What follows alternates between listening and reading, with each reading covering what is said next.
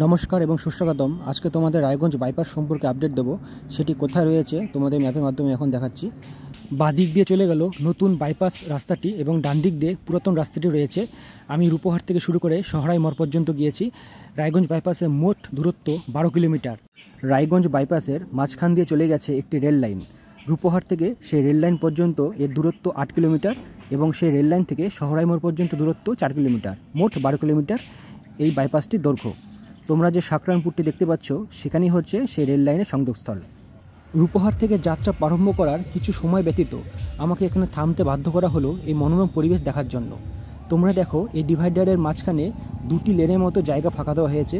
সেটি একটি অনেকটা বড়ই ডিস্টেন্স। সৌন্দর্য বর্ধিষ্ণু যে বৃক্ষগুলি রোপণ করা হয়ে গেছিলো সেগুলি কিন্তু বড় হয়ে গেছে এবং ফুল প্রদান করছে। রায়গঞ্জ বাইপাসের যে অংশের কাজ অসমাপ্ত রয়ে গেছে সেই অংশটি দেখানোর উদ্দেশ্যে আমি এখন এখান থেকে প্রস্থান করলাম। যাওয়ার অংশে কিছু কিছু রাস্তার দৃশ্য তোমাদেরকে দেখাচ্ছি, যদিও এটি সম্পূর্ণ ভিডিও নয়, তা সত্ত্বেও মাঝে মাঝে কিছু অংশ তোমাদেরকে দেখাচ্ছি। রায়গঞ্জ বাইপাসের দু প্রান্তেরই কাজ হয়ে গেছে, শুধুমাত্র রেল ওভারব্রিজের ওখানে কাজটা হয়নি। রেল ব্রিজটা হয়ে গেলেই রায়গঞ্জ বাইপাসটি উদ্বোধন করে দেওয়া হবে এবং কাজ কিন্তু খুব দ্রুততার সাথে হচ্ছে, যেটি তোমরা একটু পরে দেখতে পারবে।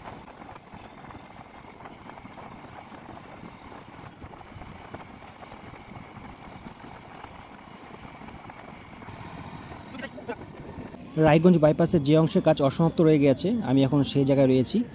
এটা মোটামুটি 3 তলা বিল্ডিংয়ের সমান উঁচু করা হয়েছে। অনেক দূর থেকে আস্তে আস্তে করে উঁচু করে সেই রেল লাইনের সমতুল্য ওভারব্রিজটি সাথে যুক্ত করা হয়েছে।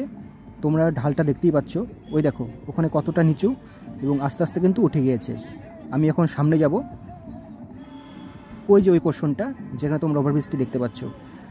এখান থেকে একটু নিচটা তোমাদেরকে দেখাই, দেখো কতটা নিচ বা কতটা গভীরতাপূর্ণ জায়গাটি। আমি আস্তে আস্তে সামনে যাচ্ছি। এই দেখো, এখান থেকেই তোমরা লক্ষ্য করো যে কতটা নিচু এবং সামনে তো আরও উচ্চতা রয়েছে। তোমরা নিচে একটি ছাগল দেখতে পাচ্ছ, সেটা কিন্তু খুব ক্ষুদ্র মনে হচ্ছে। আমার একটা সন্দেহ রয়েছে, সেটা হচ্ছে এত উঁচু থেকে যদি কোনো গাড়ি পড়ে যায় তাহলে তার কী অবস্থা হবে। এর জন্য শুধু একটি গার্ডরেল দেওয়া হয়েছে, যেটি খুবই আমার কাছে দুর্বল মনে হলো। এটি আমার ভুল ধারণাও হতে পারে, যাই হোক ভুল ধারণা হলেই ভালো।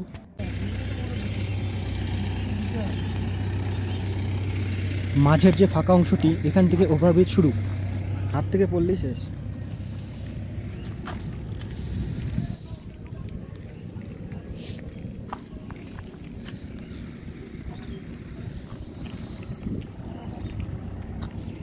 ওভারব্রিজটির জন্য প্রথম 2টি স্ল্যাব বসানো হয়েছে।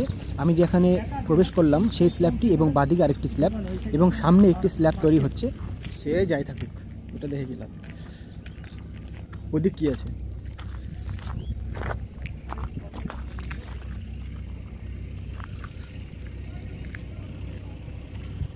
ও নিচে ফাঁকা।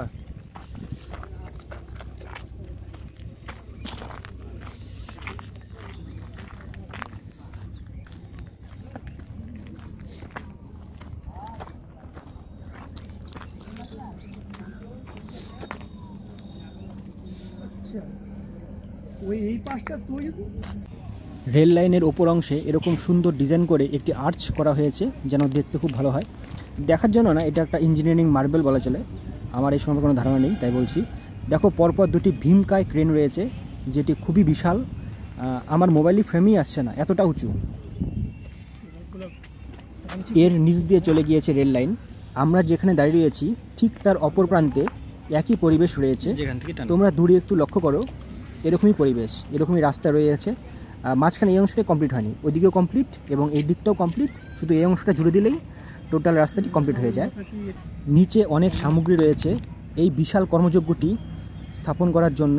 এই দেখো একটি ভীমকায় এবং সুউচ্চ দৈর্ঘ্য ক্রেন, বিশাল উঁচু, মিনিমাম ধরে রাখো 6-7 তলা তো হবেই, কারণ এই আর্চটি করা হয়েছে এবং আর্চের উপর পর্যন্তও গিয়েছে, আর্চটিকে যেন ধরে রাখে। আমার মোবাইল ফ্রেমে আসছে না। তোমরা শুধু একটি আইডিয়া নিতে পারো যে লোকগুলি যাচ্ছে তাদেরকে খুব ক্ষুদ্রকায় মনে হচ্ছে। এতেই বোঝা যায় এই বিশাল আকার প্রজেক্টটি। ঠিক আমাদের মতো কিছু দর্শনার্থী ওপর প্রান্ত থেকে এই ভীমকায় প্রজেক্টটি দেখছে। যাদেরকে আমরা এখান থেকে খুবই ক্ষুদ্র আকারে দেখতে পাচ্ছি। আচ্ছা, তোমরা যারা আমার ভিডিও দেখছো তোমাদেরকে একটা দুর্দান্ত জিনিস দেখাচ্ছি, তোমরা অবশ্যই স্কিপ করবে না, একটু ওয়েট করো।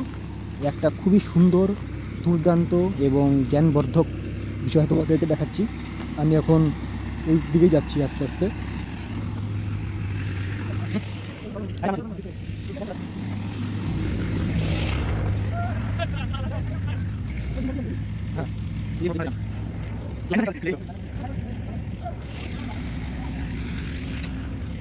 এখানে পর্যবেক্ষণীয় জিনিস হলো ইলেকট্রিক বোর্ড রয়েছে, ক্রেন রয়েছে, সুইচ বোর্ড রয়েছে, জেনারেটর রয়েছে।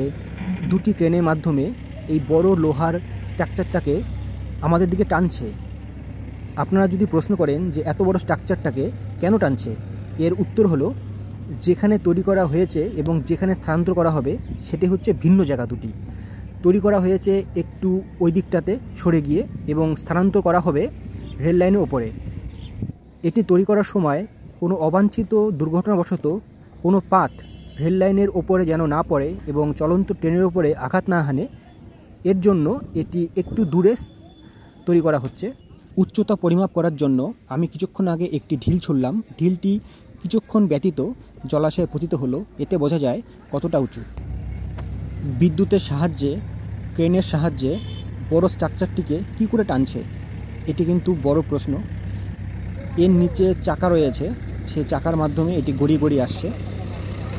এখানে আপনারা দেখতে পাচ্ছেন আরেকটি ক্রেন যেটি দিয়ে টানে, দু সাইড দিয়ে সমান রূপে টানে দিকে।